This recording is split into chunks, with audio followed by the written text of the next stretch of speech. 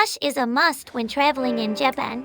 Here is a guide to paying in Japanese stores. When you travel abroad, one of the first things that can be confusing is how to pay. Japan might be one of the countries where payment methods are a bit tricky for travelers. In this guide, we will explain in detail how to pay when traveling in Japan.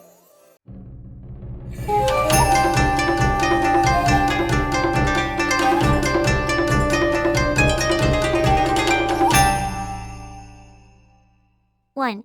Always carry cash when traveling in Japan. Actually, more than 50 of stores in Japan do not accept credit cards. Large chain stores may accept credit cards, but places like ramen shops or sushi restaurants often only take cash. It's not uncommon to only find out at the time of payment that cash is the only option. When you arrive in Japan, make sure to exchange your currency at a currency exchange booth. Here's a rough guide to your budget for dining out in Japan based on what locals typically spend. Breakfast for one person about $6 USD. Dinner for one person about $18 USD. 2. How to count Japanese yen. Next, let's explain how to count Japanese yen from largest to smallest. 10,000 yen bill, 5,000 yen bill, 1,000 yen bill, 500 yen coin, 100 yen coin, 50 yen coin, 10 yen coin, 5 yen coin, 1 yen coin. All units are in yen, so you can simply add them up for the total amount. For example, one 10,000 yen bill and two 1,000 yen bills equals 12,000 yen. Two 1,000 yen bills, one 500 yen coin, and one 100 yen coin equals 2,600 yen. Simply add the numbers written on the bills and coins, and you're good to go. Japanese price tags usually don't omit digits, so the number written on the price tag is the exact price of the product. 3. Which bills are used most frequently? It can be hard to get used to counting money in a new country, right? Next, let's go over the money that you'll use most often in Japan. The 1,000 yen bill is the one you'll use most frequently in Japan. For example, breakfast might typically cost around 800 yen, so one 1,000 yen bill will be enough. If you're ordering a bowl of ramen, which usually costs around 1,200 yen, two 1,000 yen bills will cover it with some change. Basically, if you think about how many 1,000 yen bills to hand over, it's quite simple. As for coins, the 100 yen coin is the most commonly used. For example, a bottled drink might cost around 180 yen, so two 100 yen coins will be enough. With some change, Japan has many vending machines for drinks, and most of the time, two 100 yen coins will be sufficient. When using vending machines, just insert two 100 yen coins to make a purchase. There are very few items that can be purchased with just 50 yen, 10 yen, 5 yen, or 1 yen coins.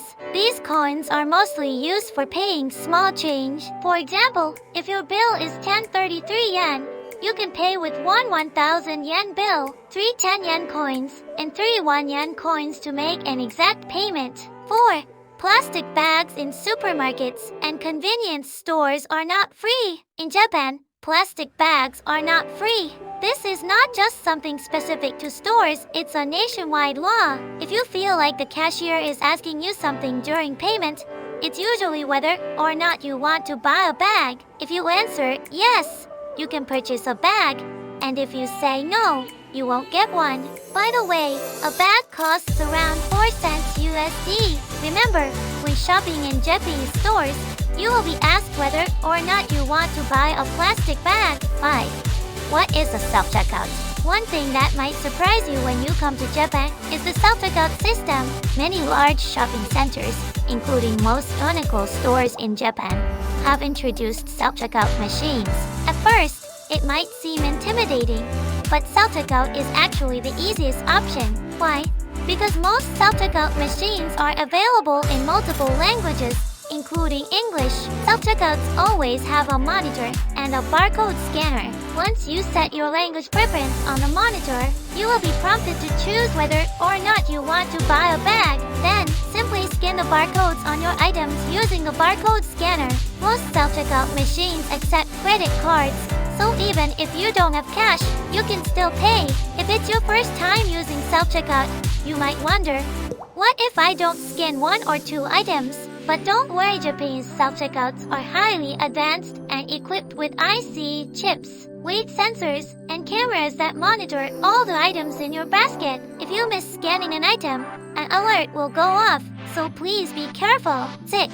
Cashiers with machines for payment. In some cases, there's a cashier, but you still pay through a machine. This is a system introduced by major convenience stores like 7-Eleven. In these cases, the cashier will first ask if you want to buy a bag. If you don't answer yes or no, the payment process won't proceed. So if you're being asked something at the checkout, it's usually whether or not you want a bag. Just answer with yes or no. For this type of checkout, the cashier will scan your items, and when it's time to pay, you'll be instructed to insert your money into a machine.